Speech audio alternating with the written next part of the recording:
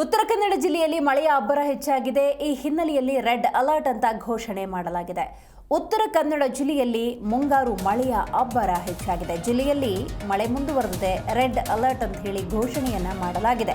ನಿರಂತರವಾಗಿ ಮಳೆ ಬರ್ತಿರುವ ಹಿನ್ನೆಲೆಯಲ್ಲಿ ರೆಡ್ ಅಲರ್ಟ್ ಅಂತ ಘೋಷಣೆ ಮಾಡಿರುವುದು. ಕಡಲ ತೀರದಲ್ಲಿ ಭಾರೀ ಪ್ರಮಾಣದಲ್ಲಿ ಕಡಲ್ ಕೊರೆತ ಉಂಟಾಗಿದೆ. ಉತ್ತರ ಕನ್ನಡ ಭಾಗದಲ್ಲಿ ಕಡಲ್ ಕೊರೆತದ ಸಮಸ್ಯೆ ಕೊಂಚ ಜಾಸ್ತಿ ಅಂತಾನೆ ಹೇಳ್ಬೋದು.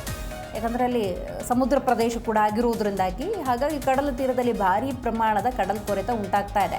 ಭಟ್ಕಳದಿಂದ ಕಾರವಾರದ ಮಾಜಾಳಿ ತನಕ ಕಡಲ್ ಕೊರೆತ ಹೆಚ್ಚಾಗಿದೆ. ಅಂಕೋಲ ತಾಲೂಕಿನ ಹಾರವಾಡ ಬಳಿ ಕಡಲ್ ಕೊರೆತ ಉಂಟಾಗಿದೆ.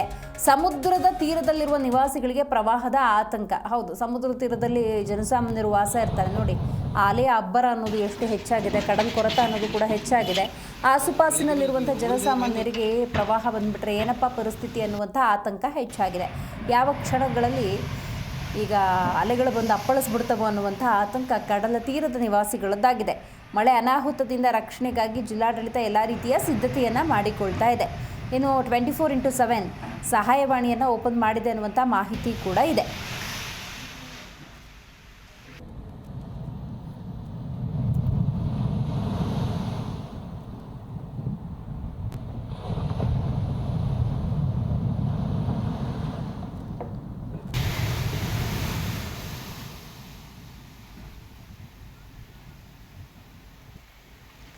ರೈತ ಬಗ್ಗೆ ಹೆಚ್ಚಿನ ಮಾಹಿತಿಯನ್ನು ನಮ್ಮ ಪ್ರತಿನಿಧಿ ಕಡತೋಕ ಮಂಜು ನೀಡ್ತಾರೆ. ಮಂಜು, ಉತ್ತರ ಕನ್ನಡ ಜಿಲ್ಲೆಯಲ್ಲಿ ಮುಂಗಾರು ಮಳೆಯ ಅಬ್ಬರ ಹೆಚ್ಚಾಗಿದೆ, ಕಡಲ್ ಕೊರೆತ ಕೂಡ ಹೆಚ್ಚಾಗಿರುವಂಥದ್ದು.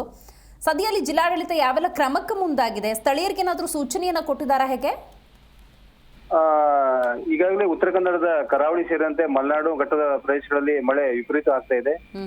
ಕಳೆದ ಒಂದು 10 ದಿನಗಳಿಂದ ಮಳೆಯನ್ನು ಆರ್ಭಡ್ತಾ ಇರೋದ್ರಿಂದ ಸಮುದ್ರ ಕೊರೆತ ಕೂಡ ಜೋರಾಗಿದೆ. ಸಮುದ್ರ ಕೊರೆತ ಉಂಟಾಗಿ ಈಗ ಸಮುದ್ರ ತೀರುವಂತ ಮನೆಗಳಿಗೂ ಕೂಡ ಸಮುದ್ರದ ಅಲೆಗಳು ಅಪ್ಪಳಿಸ್ತಾ ಇದೆ. ಹೀಗಾಗಿ ಜಿಲ್ಲಾಡಳಿತ ರೆಡ್ ಅಲರ್ಟ್ ಅನ್ನ ಘೋಷಣೆ ಮಾಡಿದೆ. ಈಗಾಗಲೇ ಕಡಲ ತೀರದ ನಿವಾಸಿಗಳು ಅತ್ಯಂತ ಸುರಕ್ಷಿತವಾಗಿರಬೇಕು ಅಂತ ಕೂಡ ಒಂದು ಸಹಾಯವಾಣಿಯನ್ನು ಕೂಡ ತೆರೆದಿದೆ.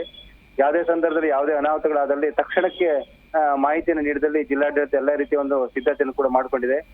ಮಳೆ ಇನ್ನೂ ಕೂಡ ಮುಂದುವರೆದ್ರಿಂದ ಸಮುದ್ರದಲ್ಲೂ ಕೂಡ ಒತ್ತಡ ಜಾಸ್ತಿ ಆಗ್ತಾ ಇದೆ. ದಿನದಿಂದ ಕಡಲ ಕೊರೆತಗಳು ಜಾಸ್ತಿ ಆಗ್ತಿದೆ. ಈಗಾಗಲೇ ಸಮುದ್ರ ತೀರದಲ್ಲಿರುವಂತಹ ಏನು ಕಲ್ಲು ಬಂಡೆಗಳಿರ್ಬೋದು ಹಾಕಿರುವಂತದ್ದೆಲ್ಲವೂ ಕೂಡ ಕೊಚ್ಚಿ ಹೋಗ್ತಾ ಇದೆ.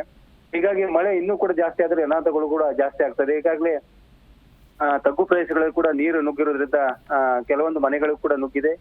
ಹಾಗಾಗಿ ಅವರನ್ನ ಸ್ಥಳಾಂತರಿಸುವ ಕೆಲಸಗಳು ಈಗ ಅಷ್ಟೊಂದು ಸಮಸ್ಯೆಗಳು ಆಗ್ತಾ ಇಲ್ಲ. ಆದ್ರೂ ಕೂಡ ಮಳೆ ಇದೇ ರೀತಿಯ ಮುಂದುವರೆದಲ್ಲಿ ತಗ್ಗು ಪ್ರದೇಶ ಅಂತ ನಿವಾಸಿಗಳನ್ನು ಕೂಡ ಬೇರೆ ಸುರಕ್ಷಿತ ಸ್ಥಳಕ್ಕೆ ಸ್ಥಳಾಂತರಿಸಲು ಈಗಾಗಲೇ ಜಿಲ್ಲಾಡಳಿತ ಸಿದ್ಧತೆಯನ್ನು ಮಾಡಿಕೊಂಡಿದೆ. ಥ್ಯಾಂಕ್ ಯು ನಿಮ್ಮೆಲ್ಲ ಮಾಹಿತಿಗಾಗಿ ಮಂಜುನಾಥ್.